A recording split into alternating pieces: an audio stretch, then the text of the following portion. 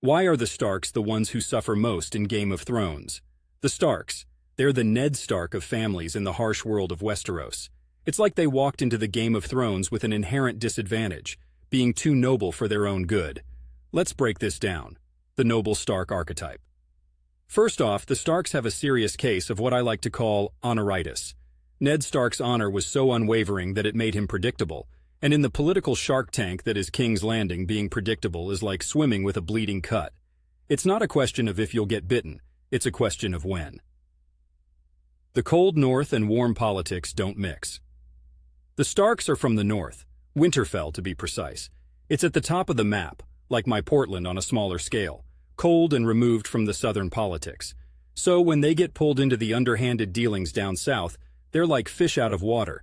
Being straightforward and having a clear moral compass doesn't get you very far in the Red Keep, where deceit is the main currency. Plot necessity. Narratively, the Stark's suffering acts as a catalyst. It triggers responses in other characters and allows for significant plot developments. Their misfortune is like throwing a boulder into a lake. The ripples extend outward, affecting everything in their path. This is storytelling 101. Conflict is key to character development and story progression. Relatability equals investment. Viewers and readers naturally gravitate towards the Starks because they represent the every family, flawed yet fundamentally good. Their plight resonates with us on a human level. You're invested in their story, you feel their losses, and you root for their victories, however small. The contrast they provide.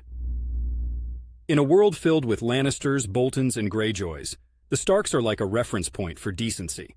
Their suffering is pronounced because it stands in sharp relief to the moral ambiguity of other families. They're the control group in this twisted experiment of power dynamics. The hero's journey. The Stark's suffering is also an essential part of the hero's journey narrative arc. Traditionally, the hero falls before they can rise again. Their suffering, especially in the cases of characters like Arya and Jon, is a foundation for their eventual hoped-for triumph. It's like watching Rocky get pummeled only to root for him even harder. The Starks suffer the most in Game of Thrones because their downfall is the pulse that keeps the audience's hearts racing. Without it, the game just wouldn't be as thrilling.